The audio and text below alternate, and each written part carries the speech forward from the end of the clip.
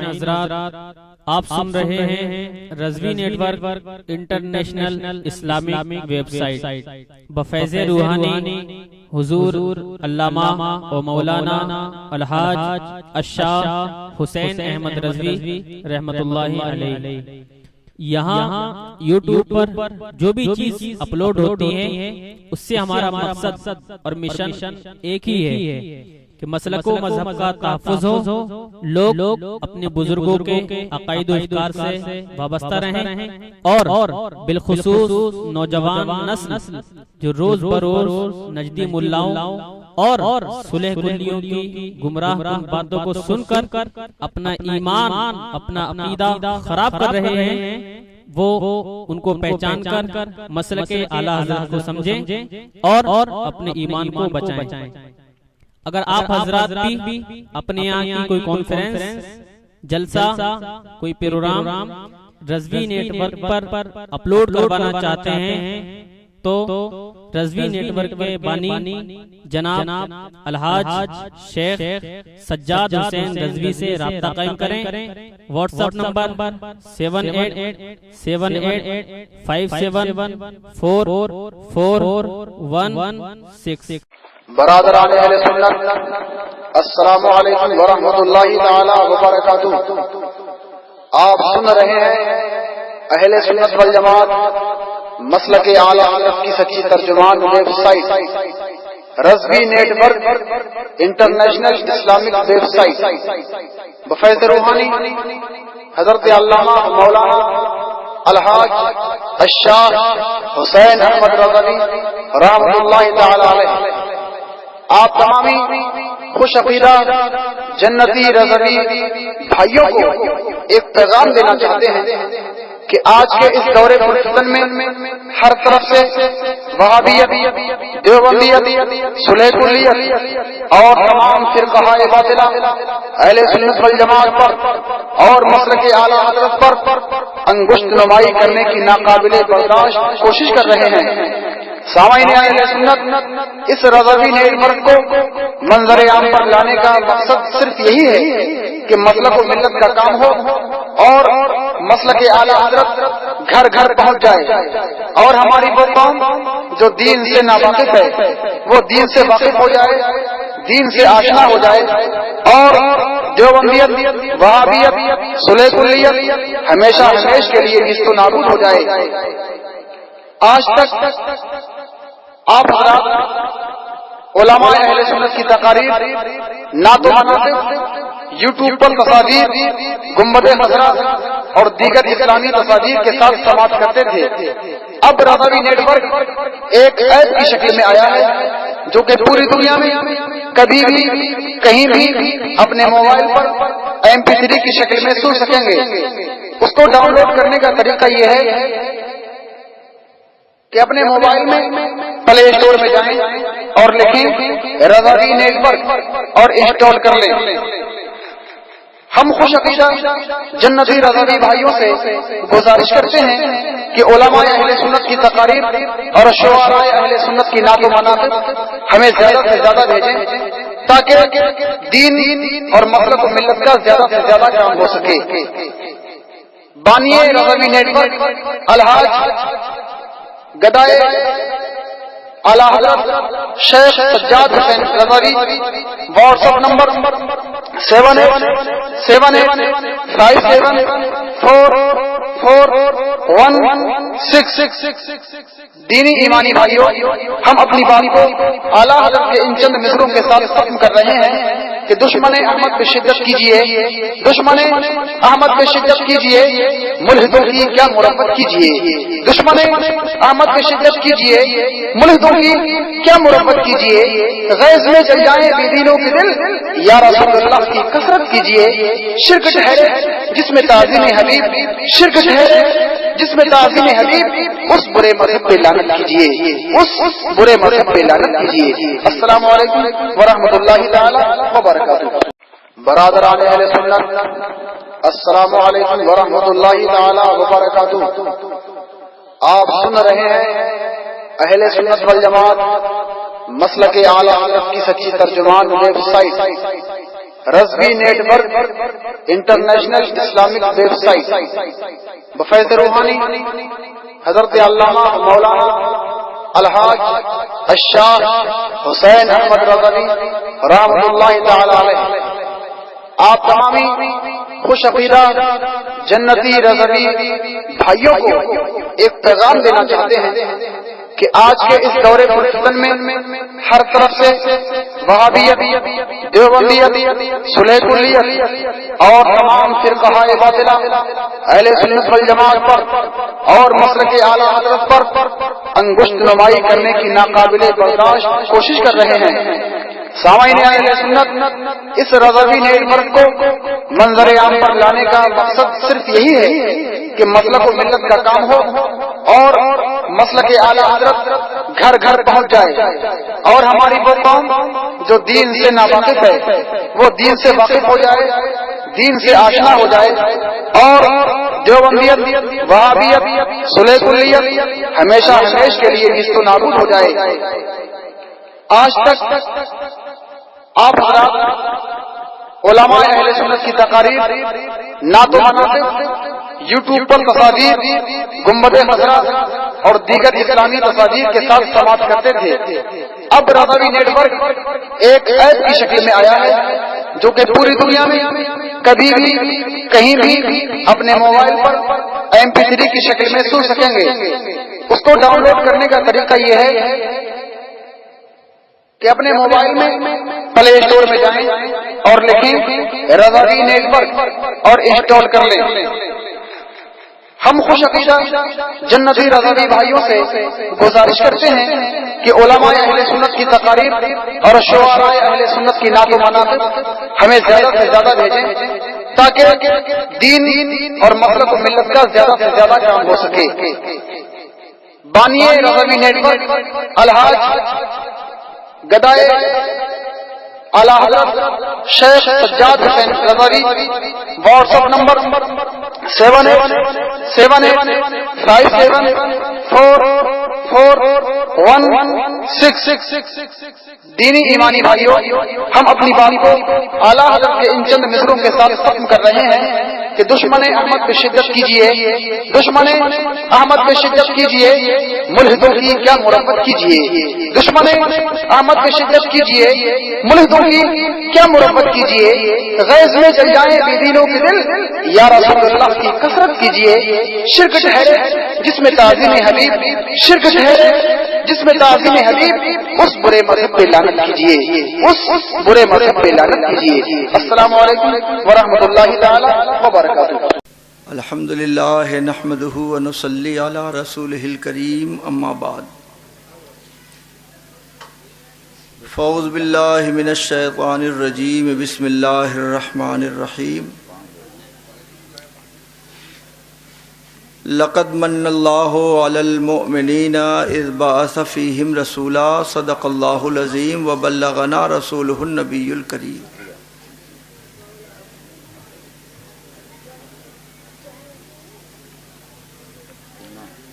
آئیے سب سے پہلے نبی کونین سرور دارین، ہم غریبوں کے غمخوار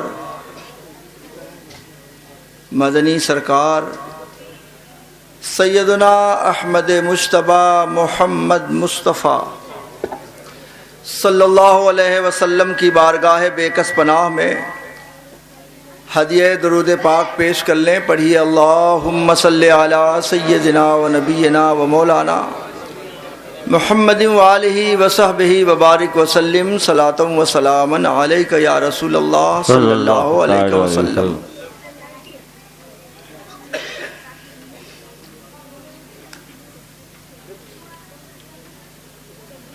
کل ہند تحریک خاکساران حق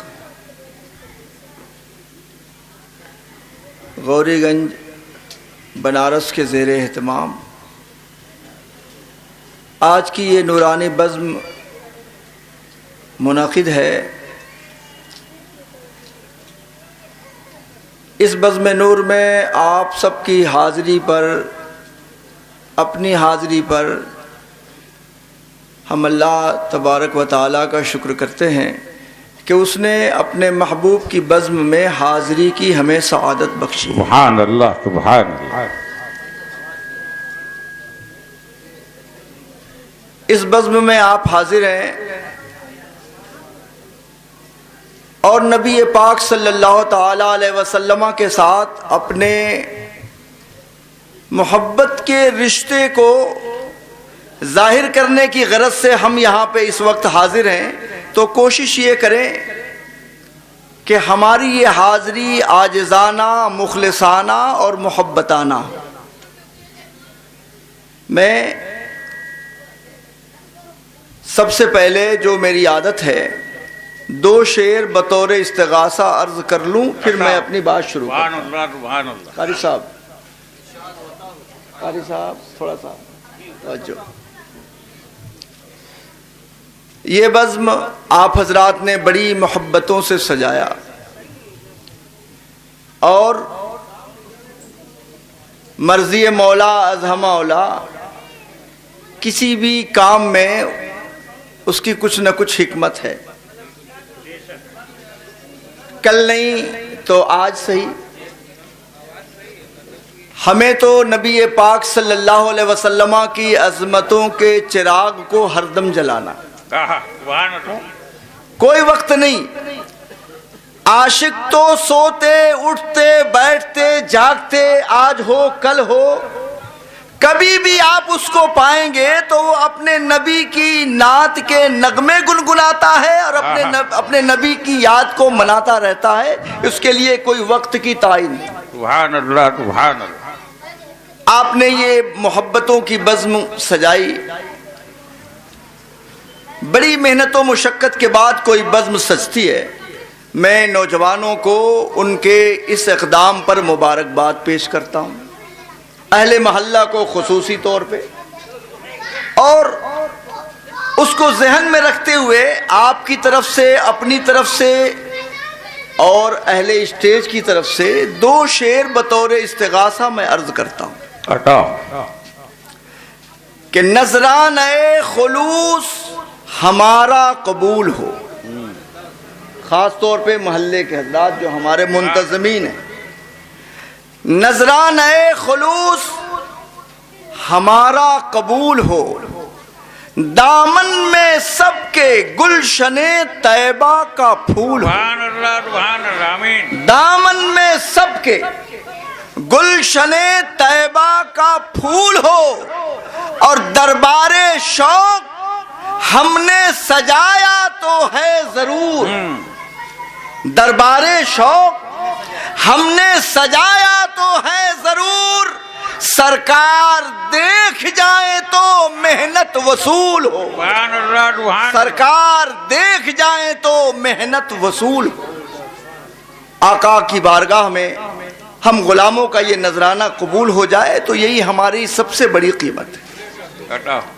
حضرات ایک مرتبہ جی لگا کے درود پاک پڑھ لیجیے. اللہم صلی علی سیدنا و نبینا و مولانا محمد و آلہ و صحبہ و بارک وسلم صلاۃ و سلام علیک یا رسول اللہ صلی اللہ علیہ وسلم.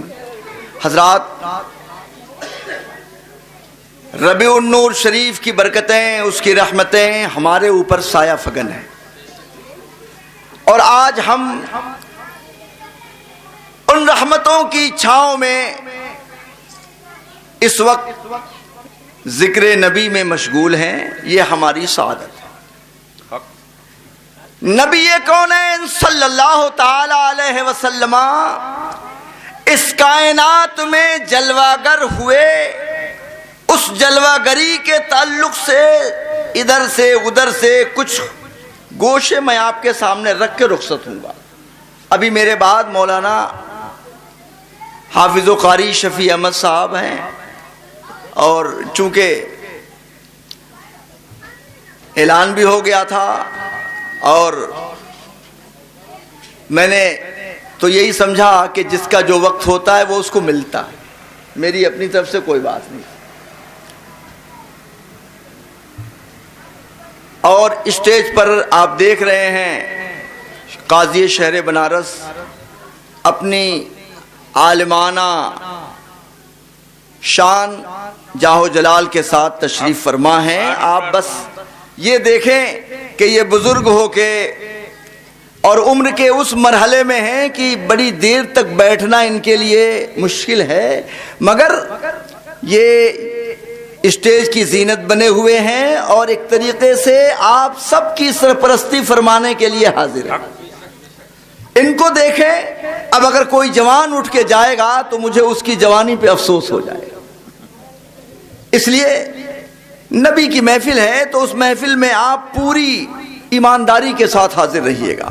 ایک گوشہ بس وہیں سے میں شروع کرتا ہوں.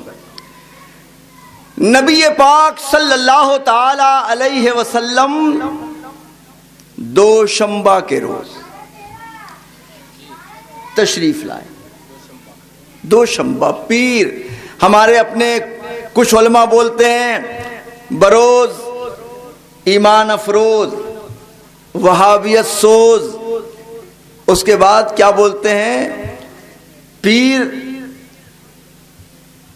وہابیت سوز ایمان افروز، روز مبارکہ. اب حقیقت یہ ہے، ایک گوشہ انشاءاللہ آپ کچھ محسوس کریں گے.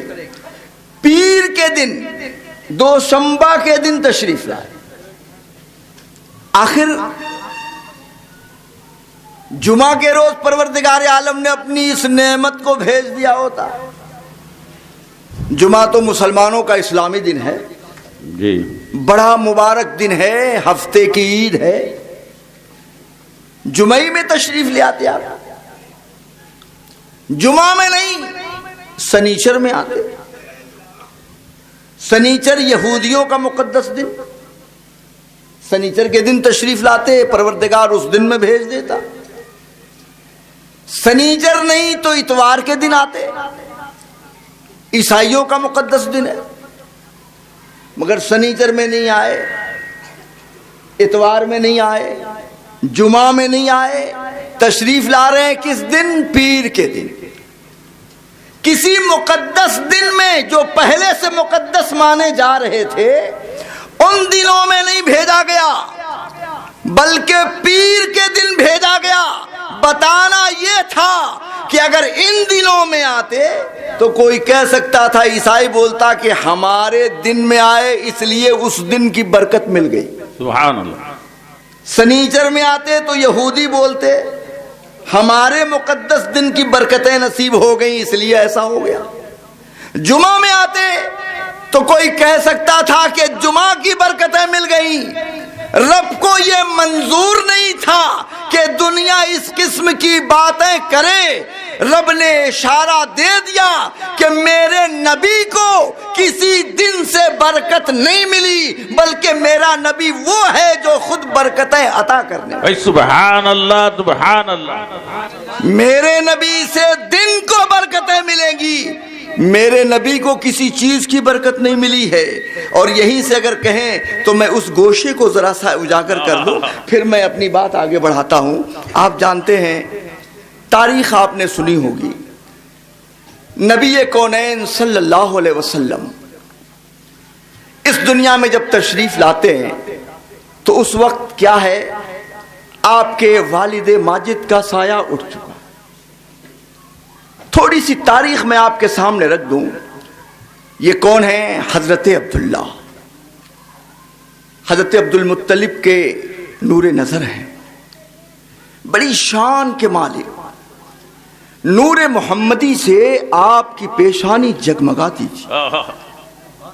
بڑی عظمت و شان کے مالک، جدھر سے گزریں راستہ معطر ہو جائے. سبحان اللہ. نبی کے نور کی برکتیں اس علاقے کو اپنے نور سے منور کر دیتی تھی. ایک مرتبہ ایک راستے سے گزرے، اہل کتاب میں سے ایک عالمہ عورت ہے، فاطمہ بنت مرخشعمیہ، کتابوں کی عالمہ، پرانی کتابیں اس نے پڑھ رکھی تھی.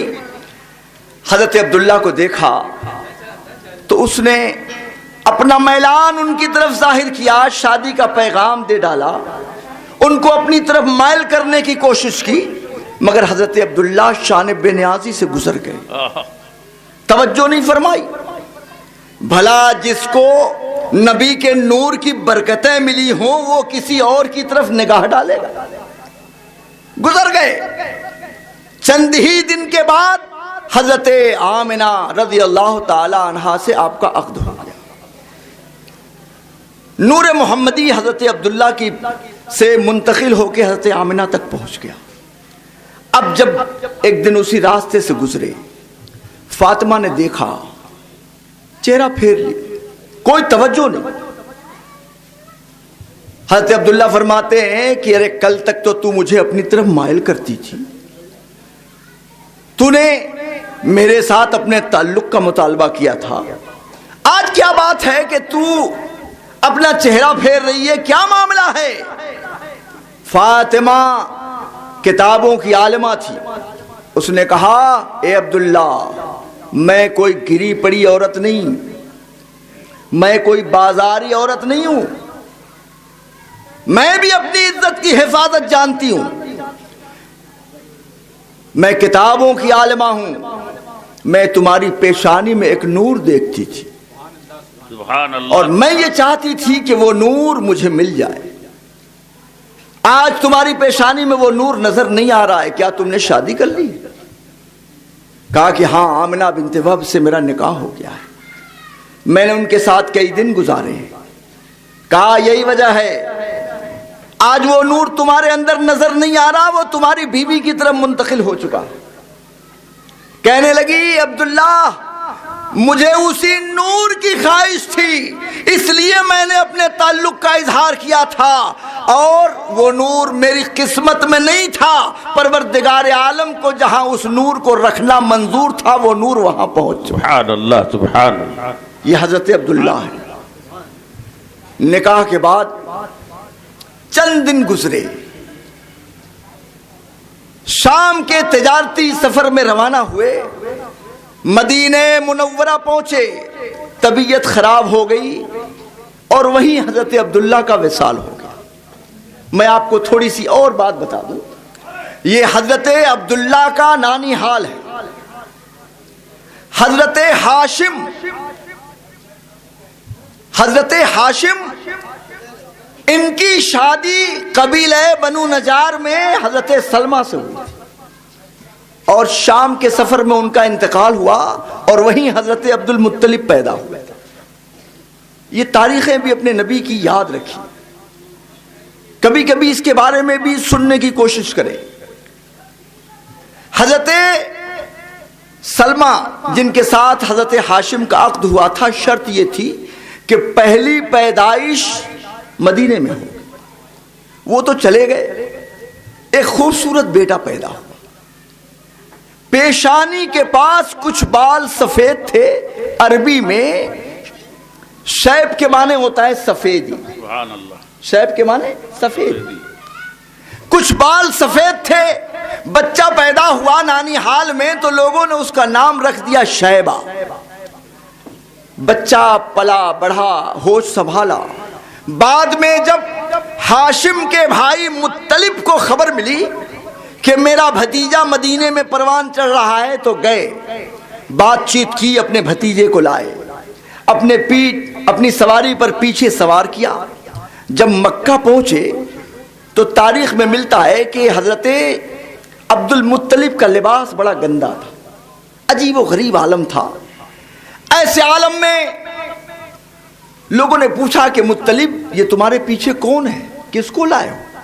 تو انہوں نے سوچا کہ اگر میں کہہ دوں میرا بھتیجا ہے تو کہیں یہ لوگ نہ کہنا شروع کر دیں کہ دیکھو بھتیجے کی کیا حالت بنا رکھی، کس بری پوزیشن میں لے کے چلا آ رہا ہے۔ تو انہوں نے کہہ دیا کہ یہ میرا عبد ہے۔ سوچا میں بعد میں بتا دوں گا، پہلے بول دیے یہ میرا عبد ہے، یعنی غلام ہے۔ اب دنیا نے شیبہ نام بھلا دیا اور ان کا نام ہی اس دن سے پڑ گیا عبد المطلب، مطلب کا غلام۔ سبحان اللہ، یہ حضرت عبد المطلب کون ہے؟ نبی پاک کے دادا۔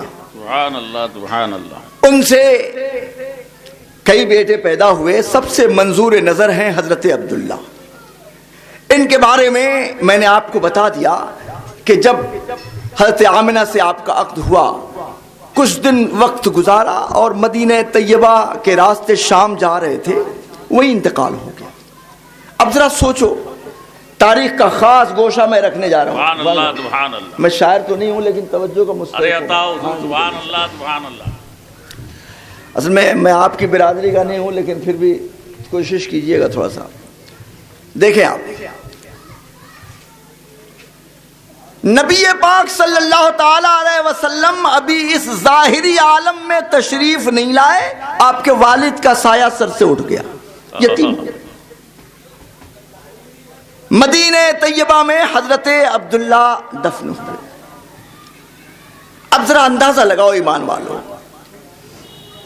حضرت آمنہ نے چند دن ابھی اپنے شوہر کے ساتھ گزارا، جب یہ خبر ملی ہوگی تو کیا ہوا. نبی پاک صلی اللہ تعالی علیہ وسلم ابھی دنیا میں تشریف نہیں لائے. حضرت آمنہ نے سنا دل پر بجلی گری ہوگی، مگر انہوں نے پیٹ میں جو امانت تھی اس کو سنبھالا. ہر اعتبار سے اس امانت کے سہارے جیتی رہی، اور ایک وقت آیا کائنات کا ستارہ چمکا، دنیا میں نور کی ایک لہر آئی. پروردگار عالم نے اپنے بندوں پہ کرم فرمایا اور اپنا محبوب خاص اس دنیا والوں کو 12 ربیع الاول کو عطا فرمایا. سبحان اللہ سبحان اللہ. ایمان والو، سچ عرض کرتا ہوں کہ محبوب کسی کو دیا نہیں جاتا، محبوب کسی کو دیا نہیں جاتا، مگر یہ کون سا موقع ہے کہ رب کے محبوب اکبر ہیں، کائنات میں ان سے زیادہ کوئی محبوب نہیں رب کا، مگر بندوں پہ کرم کر کے پروردگار نے اپنا محبوب اپنے بندوں کو عطا فرمایا. سبحان اللہ سبحان. 12 ربیع الاول صبح صادق کے وقت کونین میں رب کی سب سے بڑی نعمت کا ظہور ہوا. اس منظر کو سامنے لائیے. حضرت آمنہ جو شوہر کی جدائی کی بنیاد پر غمناک تھیں، بیٹے کی موہنی خوبصورت شکل دیکھا غم بھول گئی. سبحان اللہ. پروردگار عالم نے اپنی رحمتوں کے خزانے لٹا دیے. ایسا انعام ہوا، یہ میرا موضوع نہیں ہے مگر میں صرف اپنی گفتگو کا سلسلہ ملاتا ہوں. سبحان اللہ. عجیب و غریب انعام ہوا. حضرت آمنہ طیبہ طاہرہ فرماتی ہیں کہ جب میرا لال دنیا میں آیا تو عالم یہ ہوا کہ میری نگاہوں سے حجاب اٹھ گئے اور میں نے زمین کے مشرق و مغرب کا مشاہدہ کر لیا. سبحان اللہ سبحان اللہ. میرے وجود سے ایک نور چمکا، اس نور میں نے کسرا کے محلات کو دیکھ لیا. اللہ سبحان اللہ. یہ پروردگار عالم کے انعامات حضرت آمنہ پہ نازل ہو رہے ہیں. سبحان اللہ. حضرات، نبی کونین صلی اللہ علیہ وسلم کی جلوہ گری ہو گئی. چند دن آپ نے دودھ پلایا، صہیبہ نے دودھ پلایا. اس کے بعد حضرت حلیمہ سعدیہ کی قسمت میں یہ سعادت آ گئی. 2 سال کے بعد وہ واپس کرنے آئیں، پھر لے گئیں 6 مہینے کے. یہ ساری تفصیلات آپ سنتے ہیں. تھوڑا سا اور آگے بڑھ جائیے. روایتوں میں آیا کہ اللہ کے رسول کی نشو و نما بڑی شاندار ہے. نشو و نما سمجھ رہے؟ بڑھوتری. یعنی عام بچے جو مہینے میں بڑھتے تھے، نبی پاک صلی اللہ علیہ وسلم ہفتوں میں اتنی نشو و نما. سبحان اللہ.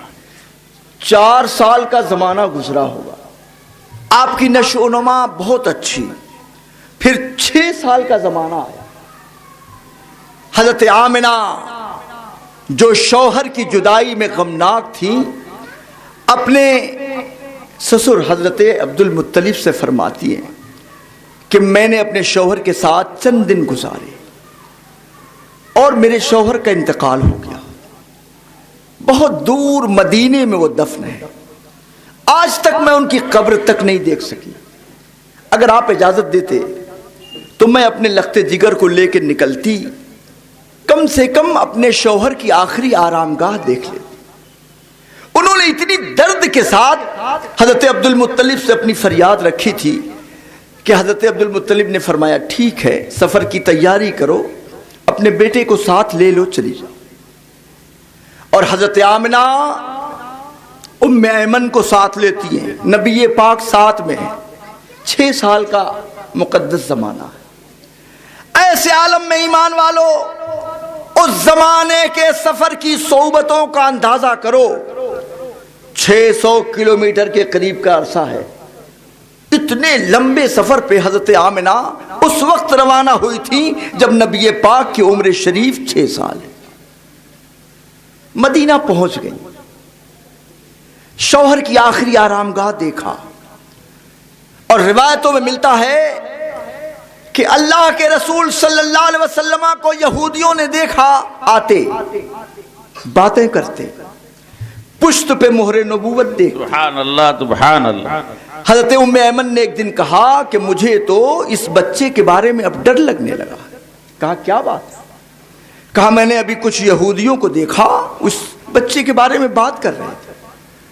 اس میں سے ایک بولا انہو نبی ہذہ الامہ وہذہ دار ہجرتہا, ارے یہ اس امت کے نبی ہیں اور یہ شہر ان کی ہجرت گاہ ہے. میں نے یہ سنا, بچے کے بارے میں وہ لوگ طرح طرح کی باتیں کرتے, مجھے تو ڈر لگتا ہے. میرا مشورہ ہے کہ بچے کو لے کر کے مکہ چلیے. نبی پاک صلی اللہ علیہ وسلم نے کچھ دن مدینے میں گزارے تھے بچپن میں. جب ہجرت کر کے تشریف لے گئے تو ایمان والوں میں آپ کو بتاؤں, آقا فرماتے تھے کہ میں فلاں تالاب میں نے تیرنا سیکھا تھا, یہاں میں تیر اندازی کرتا تھا, اس جگہ کو بھی میں نے دیکھا تھا. جب نبی پاک ہجرت کے بعد تشریف لائے تو بچپنے کی ان باتوں کو نبی پاک بیان فرما. سبحان اللہ سبحان. اب آئیے میں جو کہنا چاہتا ہوں ایک خاص گوشہ میں رکھنا چاہتا ہوں. حضرت آمنہ لے کے چلی, مقام ابوا آیا, ابوا کا مقام آیا اور حضرت آمنہ کی طبیعت ناساز ہوئی اور موت کا وقت آ گیا. اس گوشے پہ خصوصی توجہ دیجیے. ابوا کا مقام آیا, موت کا فرستادہ پہنچ گیا,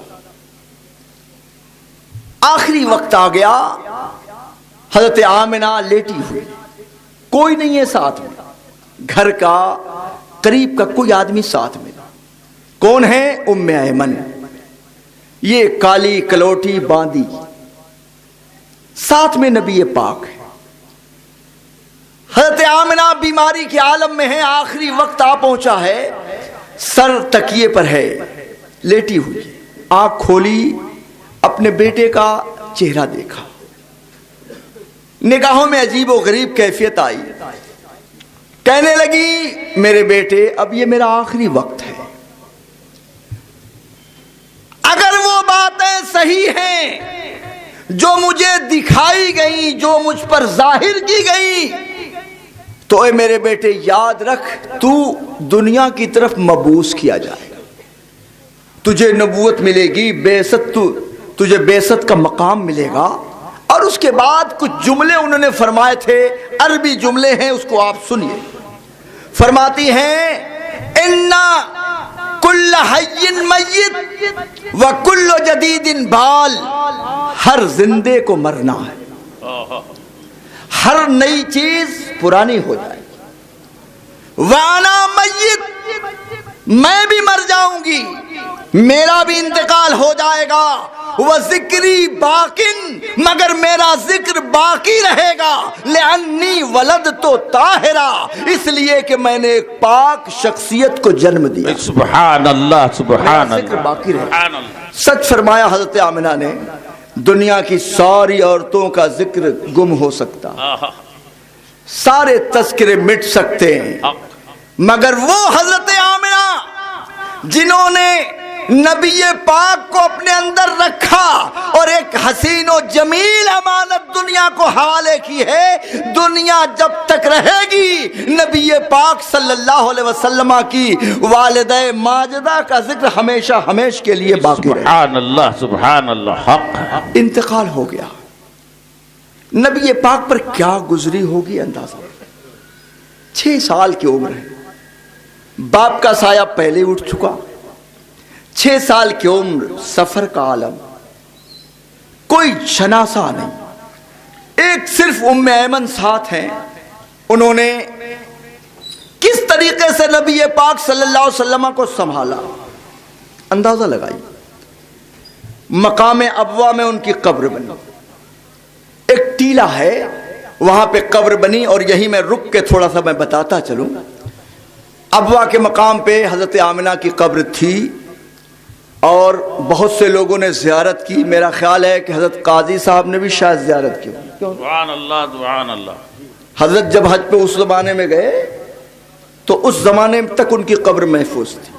ابھی یہ 10 12 15 سال کا عرصہ ہوا ہے، 15 نہیں، میں سمجھتا ہوں 22 23 سال کا عرصہ ہوا۔ اس عرصے میں اس پورے ٹیلے کو بلڈوزر سے اڑا دیا گیا ہے اور سب ختم کر دیا گیا، اور ان کی قبر کو ادھر منتقل کرنا یا جو بھی ہے آپ سمجھ لیں، نشان نام و نشان مٹا دیا گیا، سب کچھ ختم ہو گیا۔ یہ ہے اس قوم کا اصل چہرہ۔ آج دنیا کے بارے میں ہم نے پڑھا، آپ بھی پڑھتے ہیں، یزید کے بارے میں جب بات آتی ہے حضرت، تو ایک واقعہ میرے سامنے کبھی کبھی آتا ہے کہ جب آل رسول کے ساتھ ظلم ہوا، امام حسین کے قافلے کے ساتھ ظلم ہوا، اور دربار دمشق میں یہ ساری باتیں سامنے آئیں، اور جب وہاں ایک یہودی شخص تھا اپنے علاقے کا عالم، اور وہاں پہ سفیر کی حیثیت سے موجود تھا، اس نے جب دیکھا کہ ان لوگوں نے اپنے نبی کی آل کے ساتھ ایسا سلوک کیا، تو وہ شخص کہنے لگا کہ تم لوگ بدترین خلق ہو، ارے میرے اور حضرت داؤد کے درمیان 70 نسلوں کا فاصلہ ہے، مگر میرا ان سے تعلق ہے، تو آج بھی یہودی میرا احترام کرتے ہیں، جبکہ میرے ان کے درمیان 70 واسطہ۔ تم لوگ کیسے بدترین لوگ ہو کہ تم نے اپنے نبی کی آل کے ساتھ ایسا سلوک کیا، ذرا سا بھی لحاظ نہیں کیا تم۔ یہ نبی کا کلمہ پڑھنے والے، ان کا معاملہ یہ ہے کہ یہ حضرت آمنہ کے کیا ہوں گے، ان کا معاملہ ہے اگر ان کا بس چلے تو یہ لوگ تو نبی پاک صلی اللہ علیہ وسلم کے روزے کے دشمن ہیں۔ ابھی آپ نے خبر پڑھی ہوگی، ایک سعودی مفتی کی ایک تجویز آ گئی کہ مسجد نبوی کی توسیع کے لیے نبی پاک کے روزے کو دوسری جگہ منتقل کر دیا جائے۔ نعوذ باللہ، جگہ جگہ یہ خبریں آئیں، احتجاجات شروع ہوئے، تو ان لوگوں نے یہ کہہ کے بات ختم کر دی سعودی حکومت نے کہ یہ ایک شخص کی تجویز ہے، حکومت کا کوئی ایسا ارادہ نہیں ہے، اس لیے لوگوں کو اس سلسلے میں مشتعل نہیں ہونا چاہیے۔ جھوٹے ہیں، ان کا اگر بس چلے۔ یاد رکھو یہ وہ لوگ ہیں کہ جنہوں نے نبی پاک کے روزے کو کہہ دیا ھذا ھو الصنم الاکبر، یہ سب سے بڑا بت ہے، معاذ اللہ۔ یہ نبی پاک کے ذات کے ساتھ تو ان کی دشمنی اظہر میں نشر۔ اور میں آپ کو بتاؤں میرا ذاتی مشاہدہ کہ 2006 میں جب ہم لوگ زیارت حرمین کے لیے گئے تو کئی لوگوں سے الجھنیں ہوئیں، باتیں ہوئیں، تو ایک متوا نے تو یہاں تک کہہ دیا کہ تم لوگ کیا کرنے آتے ہو یہاں، انڈیا میں تم لوگوں کے پاس جگہ نہیں ہے، یہاں آتے ہو یہ سب کرنے کے لیے۔ تو میں نے پوچھا ہمازا کیا ہے، کیوں ایسا بول رہے؟ تو اس نے مطلب ملی جلی اردو میں اس نے یہ کہا کہ ارے کیا ہے نبی کا معاملہ، تم لوگ یا رسول اللہ نبی نبی کرتے رہتے ہو۔ ارے بھئی ان کا کام تھا، انہوں نے دین پہنچا دیا، دین پہنچا دیا، قرآن پہنچا دیا، شریعت کا حکم پہنچا دیا، بس ختم، خلاص، بس یہ جملہ اس کا، دین پہنچا دیا، قرآن پہنچا دیا، خلاص، اب کیا، کیوں ان کے پیچھے پڑے رہتے ہو تم؟ یہ ہے ان کا نظریہ۔ میں آپ کو بتاؤں، جو آدمی یہ بولے کہ نبی کا معاملہ معاذ اللہ خلاص، تو میں سمجھتا ہوں اس کا ایمان ہی خلاص ہے، ختم ہے، اس کے علاوہ کچھ نہیں۔ کیا بچا؟ کچھ بھی نہیں بچا۔ ابے جب نبی سے رشتہ ہی تیرا نہیں ہے تو ایمانی رشتہ کیا ہوا؟ کچھ نہیں۔ یاد رکھنا، نبی کی رسالت پہ ایمان کے بغیر ایمان کا تصور ہی نہیں ہو سکتا۔ نبی کل بھی حیات تھے، آج بھی حیات ہیں، حیات ہی نہیں بلکہ مردوں کو حیات تقسیم فرما۔ سبحان اللہ سبحان اللہ، نعرہ تکبیر، نعرہ رسالت، جشن عید میلاد النبی، فیضان مجاہد ملت، مسلک اعلی حضرت، علماء اہل سنت۔ بھائی سبحان اللہ سبحان اللہ۔ یاد رکھیے ابھی مولانا ندیم اختر صاحب نے کچھ گوشے رکھے تھے، سبحان اللہ سبحان اللہ. میں اس میں تھوڑا اضافہ کر دیتا ہوں. نبی نہیں، جن نبیوں کے آپ سردار ہیں ان نبیوں کی میں بات کرتا ہوں کہ وہ بعد وصال زندہ ہی نہیں ہیں، اپنی قبروں میں نماز پڑھ رہے ہیں. سبحان اللہ سبحان اللہ. بخاری مسلم کی حدیث پڑھ لو. معراج کے سفر میں نبی پاک جب گزرے تھے تو کیا فرمایا تھا؟ فرمایا فَإِذَا مَرَرْتُ بِقَبْرِ موسیٰ علیہ السلام فَإِذَا هُوَ قَائِمٌ يُصَلِّي فِي قَبْرِهِ. میں موسیٰ علیہ السلام کی قبر سے گزرا تو میں نے دیکھا وہ کھڑے نماز ادا فرما رہے تھے. تم کس کی بات کرتے ہو؟ جن لوگوں کا یہ عقیدہ کہ نبی پاک صلی اللہ علیہ وسلم کا معاملہ ختم ہو گیا معاذ اللہ، تو ان کا ایمان کا معاملہ ہی ختم ہو چکا ہے. کچھ بھی نہیں. نبی پاک کی ذات کے ساتھ ہمارا رشتہ کل بھی تھا، آج بھی ہے. اور بزرگوں نے تو یہاں تک کہا اگر نبی کا جلوہ ایک آن کے لیے میری نگاہوں سے اوجھل ہو جائے تو میں اس وقت اپنے کو مومن ہی نہیں سمجھوں. سبحان اللہ سبحان اللہ. ہمارے بعد بزرگوں نے تو یہاں تک فرمایا کہ ہمیشہ نگاہوں کے سامنے نبی کا جلوہ ہوتا ہے، اور اگر تھوڑی دیر کے لیے بھی نبی کا جلوہ اوجھل ہو جائے تو میں اپنے کو اس آن میں مومن ہی نہیں شمار کروں. کہاں کی بات کرتے ہیں حضرات؟ یہ ایک دوسرا موضوع ہے، مگر نبی کے خصائص کے تعلق سے میں بول رہا تھا. بس تھوڑا ٹائم ہے نا. سبحان اللہ سبحان اللہ. بولیں حضور.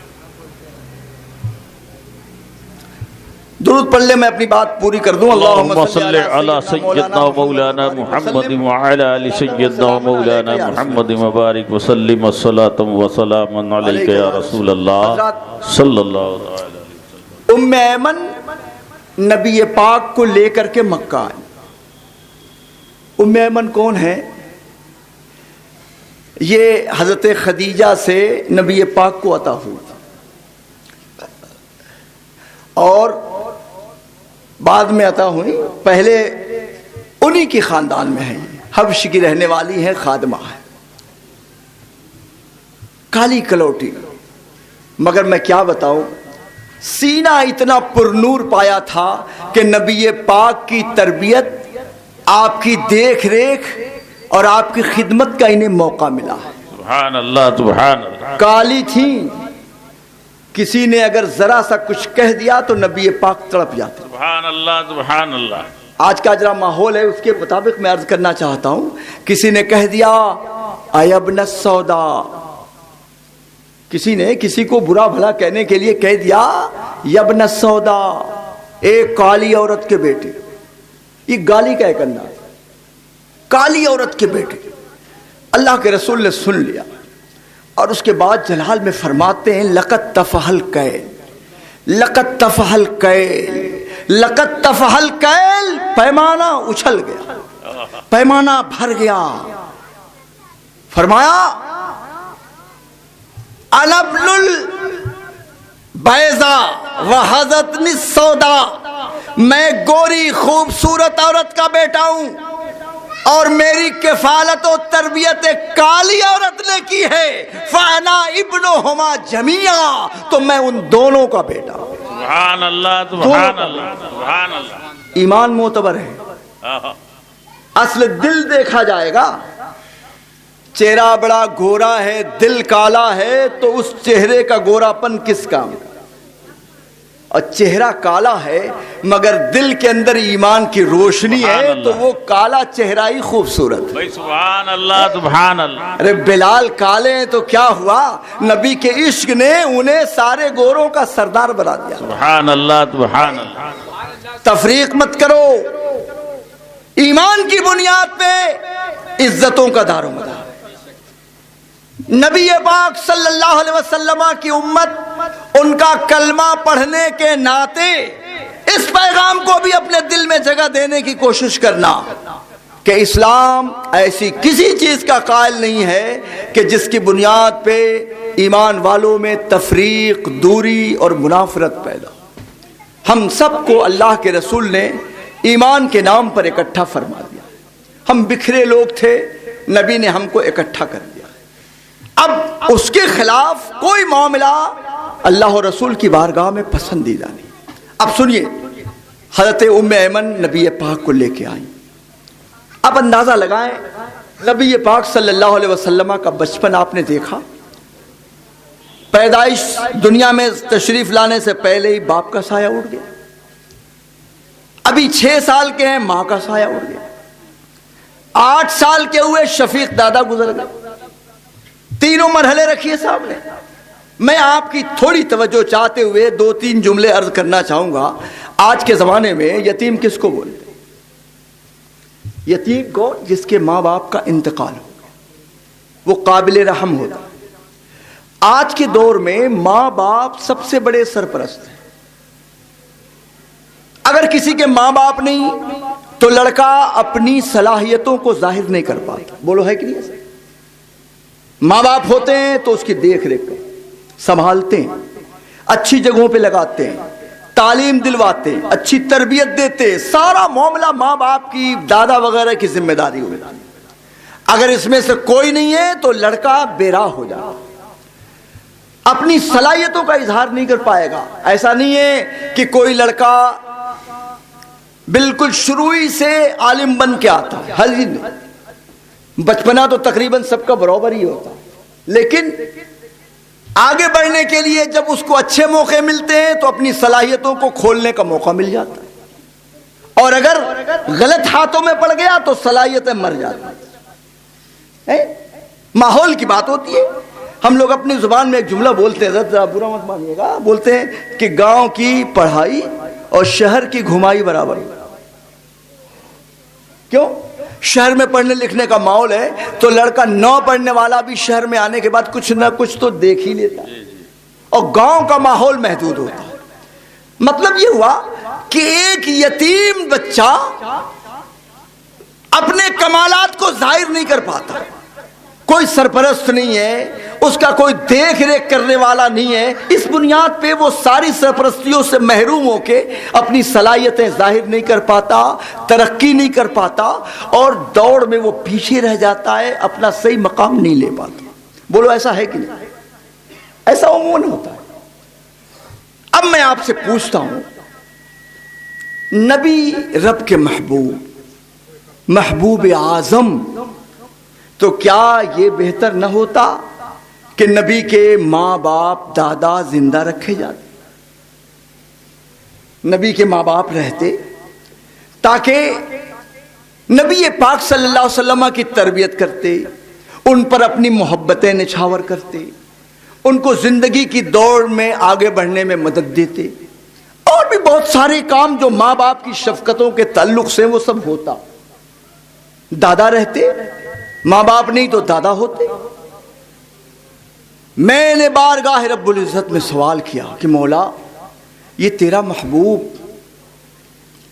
دنیا میں یتیم بن گیا، ماں باپ کا انتقال، دادا کا انتقال، کوئی نہیں جو اس کے ساتھ تربیت، ان کے ساتھ کفالت کا معاملہ رکھے، ان کے ساتھ محبت و الفت سے پیش آئے، سب کا انتقال ہو گیا۔ مولا، یہ تیرا محبوب دنیا میں آیا، یتیم بن کے آیا۔ غیبی آواز آئی، بتایا گیا، اشارہ دیا گیا، ان سب کو اٹھانے میں حکمت ہی یہ ہے کہ میرے محبوب پہ کسی کا احسان نہ رہے، کسی کا ان کے اوپر احسان کا بوجھ نہ رہے، یہ صرف میری تربیت میں آگے بڑھے اور کسی کی تربیت کا ان کے اوپر کوئی احسان باقی نہ رہے۔ سبحان اللہ، سبحان اللہ، سب کو اٹھا لیا۔ سبحان اللہ۔ اسی لیے ایک روایت میں آیا کہ جب حضرت عبداللہ کا انتقال ہوا تو فرشتوں نے رب سے کہا کہ مولا، تیرا محبوب تو یتیم ہو گیا۔ رب نے فرمایا، کوئی بات نہیں، میں اس کا مربی ہوں، میں اس کا حافظ و ضامن ہوں، میں نے اپنی حفاظت و صیانت اور اپنی تربیت اس کے ساتھ عطا فرما دی ہے۔ آئیے اس نقطے پر بھی ہم تھوڑا غور کر لیتے ہیں، آخر یتیم رکھنے میں حکمت کیا ہے؟ ہونا تو یہ چاہیے کہ محبوب کو ہر طرح کی شفقت ملے، مگر علماء نے غور و فکر کے بعد کچھ نقطے سامنے رکھے، میں انہی کی باتیں دہرا دیتا ہوں۔ ایک بات تو وہی جو میں نے ابھی بیان کیا کہ نبی پاک یتیم اس لیے رکھے گئے کہ ان کے اوپر کسی کا احسان نہ رہے. کل کو اگر نبی پاک صلی اللہ علیہ وسلم جب اپنے عروج و کمال کی منزلیں طے کر رہے ہیں، کل کو کوئی بول دیتا کہ ارے نبی پاک نے اتنا بڑا مقام حاصل کیا، اس میں ان کے والد کی تربیت کا دخل ہے. میں ذرا توجہ چاہوں گا. کبھی کبھی ایسا ہوتا ہے نا حضرت، کوئی لڑکا آیا بڑی اچھی قرأت کیا، بہت اچھی قرأت کیا، لوگ باغ ہو گئے. کہنے والے نے کہا ارے معلوم ہے کس کا لڑکا ہے؟ فلاں صاحب کا. اور قاری مظفر صاحب نے اس کو پڑھایا ہے، بہت محنت کیا اس کے اوپر، یہ ان کی محنت کا اثر ہے. لڑکا اس لائق نہیں تھا، انہوں نے بڑی محنت سے اس کو اس مقام پہ پہنچا دیا. اب بولو لڑکے کی ترقی میں کس کا ہاتھ ہوا؟ استاد کا، باپ کا. یہی میں یہ بھی بول دوں کہ نبی پاک کو امی رکھا گیا، کسی استاذ کی بارگاہ میں نہیں بھیجا گیا، کیونکہ کل جب نبی عروج کی منزلیں طے کر رہے ہیں کوئی یہ نہ کہہ دے یہ استاذ کا کمال ہے. رب نے استاذ سے بے نیاز کر دیا، ماں باپ سے بے نیاز کر دیا، دادا سے بے نیاز کر دیا، تاکہ دنیا میرے نبی پر کوئی احسان نہ رکھے. اگر احسان ہے نبی پر تو صرف ان کے رب کا حق ہے. سبحان اللہ سبحان کسی کے سامنے نہیں جھکے، کسی کی تربیت نہیں لی، کسی نے ان کو آگے نہیں بڑھایا. اور میں تو اپنے لفظوں میں کہہ دوں، ماں باپ زندہ رہتے، کوئی استاد ہوتا تو کیا اس سے زیادہ ان کو آگے بڑھا دیتا جتنا رب نے ان کو بڑھا دیا؟ ارے سارے کمالات تو یہ رب سے عطا ہو گئے تھے. ایک حکمت تو یہ سمجھ میں آتی ہے، اور ایک حکمت میں اور رکھنا چاہتا ہوں. توجہ ہے آپ حضرات کی. یہ بتائیے اگر نبی پاک یتیم نہ ہوتے، مطلب ماں باپ کا انتقال نہ ہو گیا ہوتا، تو یہ ممکن تھا کہ نہیں کہ کوئی بھائی پیدا ہو جاتا؟ ہوتا کہ نہیں؟ ہو سکتا ہے نا. پر نبی پاک کے والدین زندہ رہتے تو ممکن تھا کہ کوئی بھائی پیدا ہو جائے. اور بھائی کیا ہوتا ہے؟ برادری میں برابر کا شریک ہوتا ہے، ہمسر برابر ہوتا ہے. وہ سماج میں یہی مانا جاتا ہے. کل کو بھائی ہو جاتا، برابری کا دعوے دار ہو جاتا، اور یہ میرے رب کو منظور نہیں ہے کہ کوئی نبی کے ساتھ برابری کا دعویٰ. سبحان اللہ سبحان اللہ. یہ میرے رب کو منظور، سبحان اللہ سبحان اللہ. کوئی برابری کا دعویٰ، بھائی پیدا ہو، برابر پیدا ہو، یہ نبی کو منظور نہیں.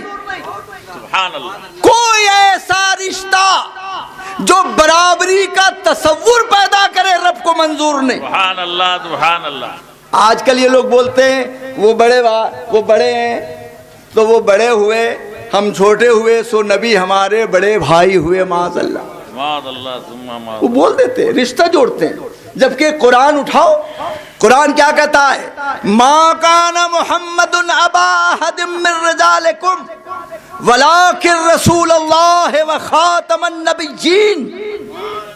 محمد صلی اللہ علیہ وسلم تم میں سے کسی کے باپ نہیں، تمہارے مردوں میں سے کسی کے باپ نہیں، وہ تو اللہ کے رسول ہیں، خاتم النبیین ہیں. باپ کا رشتہ رب کو نہیں منظور، کسی کے باپ ٹھہرایا یہ نہیں منظور ہے. بھائی کی بات تو چھوڑو، یہ بھائی کی بات کرتے. ایک جملہ میں بولنے جا رہا ہوں، قاری صاحب روکیے گا اس کو. قرآن کیا کہتا ہے؟ قُلْ إِن كُنْتُمْ تُحِبُّونَ اللَّهَ فَاتَّبِعُونِي. اگر اللہ سے محبت کا دعویٰ کرتے ہو نا تو میرے پیچھے پیچھے آؤ، پیچھے پیچھے. مولانا احمد یار خان علیہ الرحمہ نے فرمایا کہ باپ بن کے آگے آگے مت بڑھنا، باپ بن کے آگے آگے نہیں، بھائی بن کے ساتھ ساتھ نہیں، غلام بن کے پیچھے پیچھے آؤ، اسی میں کامیاب.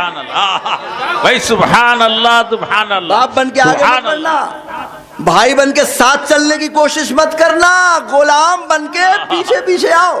اتبعونی، پیچھے پیچھے آؤ. اسی میں کامیابی ہے. بھائی بنو گے تباہ ہو جاؤ گے.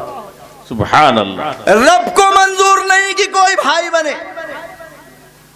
پہلے ہی والدین کو اٹھا لیا تاکہ اس چیز کا خاتمہ ہو جائے. مثلیت کا جو امکان ہے وہ امکان ختم. سبحان اللہ. سبحان سب کچھ ختم.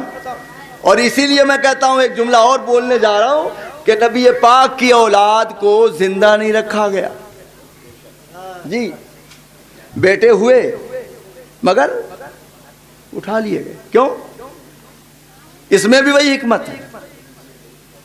ارے کوئی کسی نبی کا بیٹا ہوا تو انبیاء بنی اسرائیل میں کیا ہوا کہ باپ نبی بیٹا پیدا ہوا وہ بھی نبوت سے سرفراز ہوا.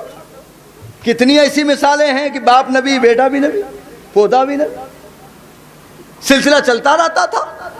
اگر آپ کے بیٹے زندہ رہتے تو دو صورت، یا تو نبی بنایا جاتا اور یا تو نبی نہیں بنایا جاتا. دو ہی صورت ہے. اگر نبی بنائے جاتے تو نبی پاک خاتم النبیین ہیں، خاتمیت کا معاملہ ختم ہو جاتا.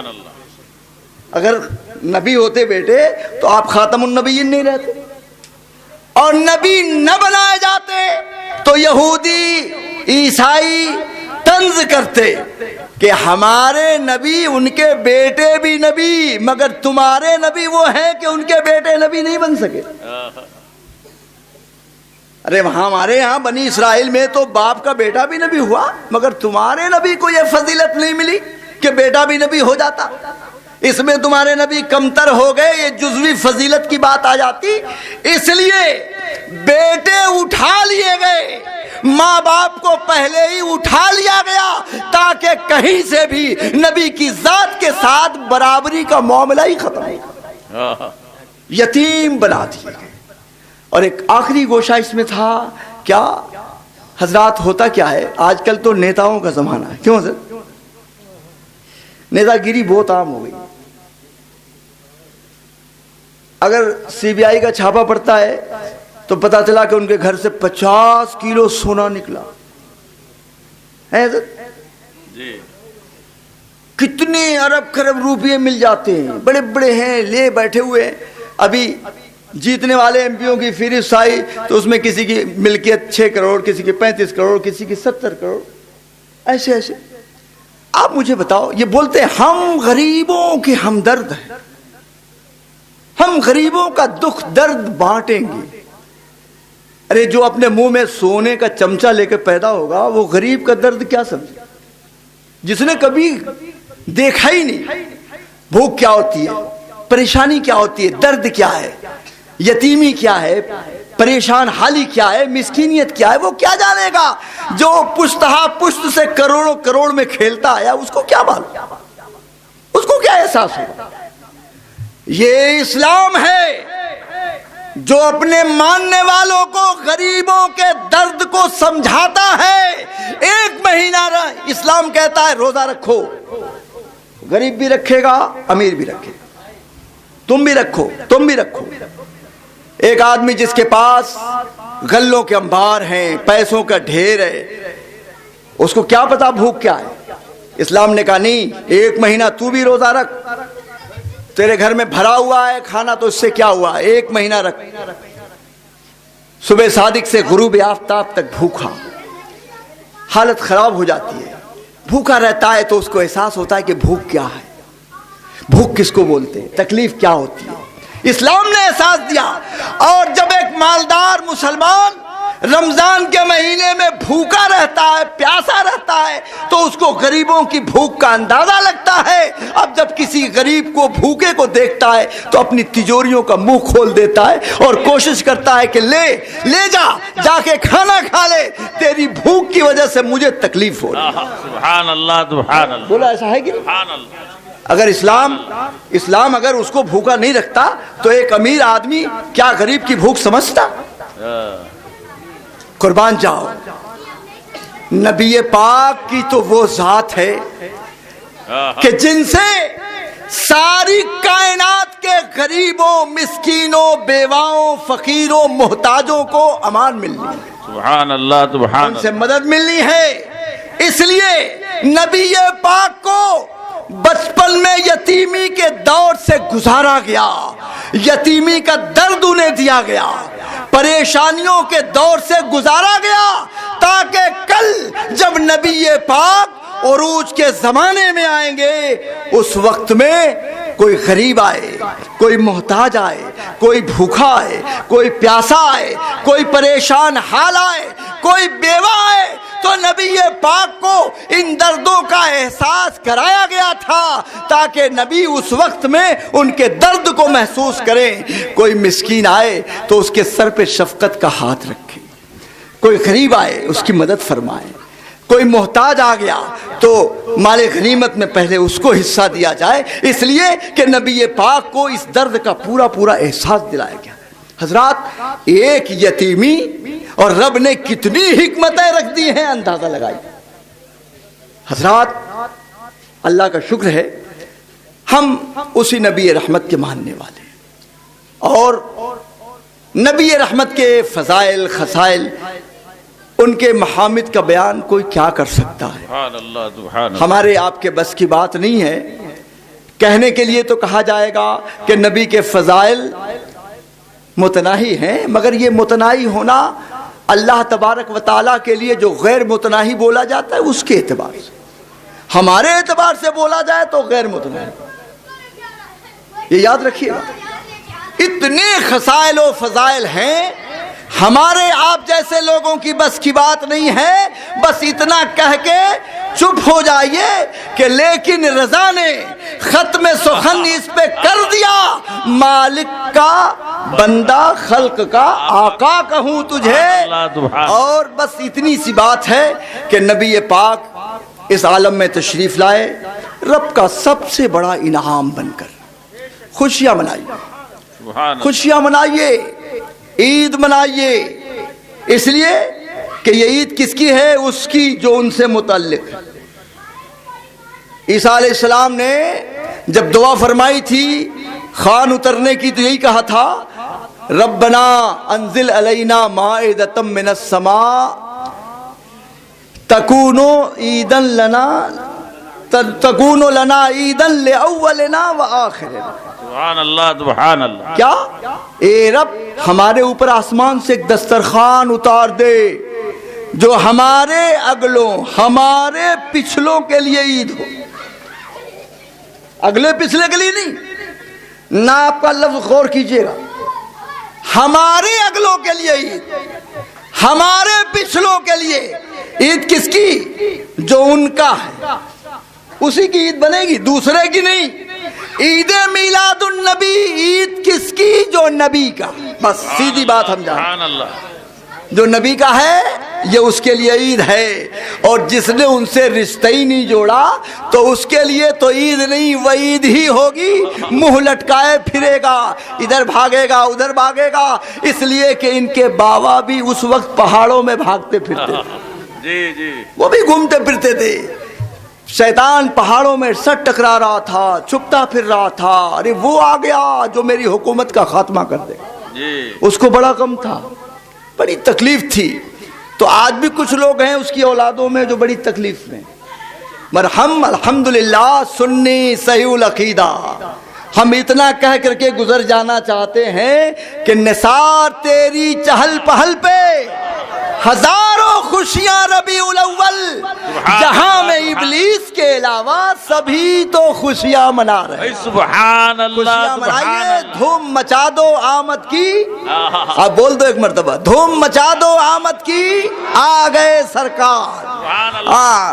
جھنڈے لگائیے مکانوں پہ۔ ہم لوگ نہیں جانتے گوری گنج میں کون کیا ہے کون کیا ہے، ہم تو اتنا ہی جانتے ہیں کہ جس مکان پہ چھت پہ جھنڈا نظر آئے گا میلاد النبی کا تو ہم سمجھ جائیں گے کہ اپنا ہے بھائی۔ سبحان اللہ، سبحان اللہ۔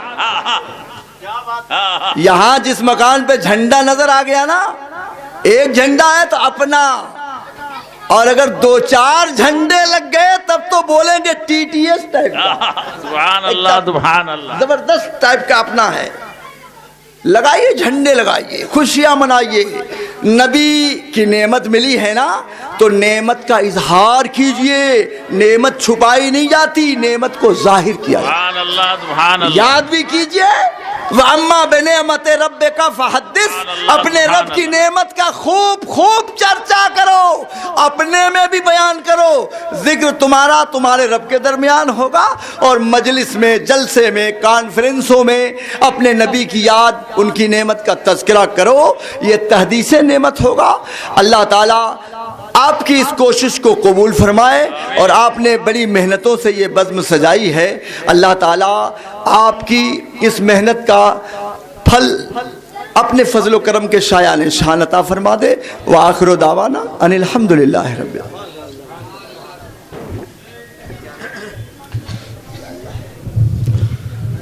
سبحان اللہ سبحان اللہ. حضرات آپ اس طرح نہ جائیں.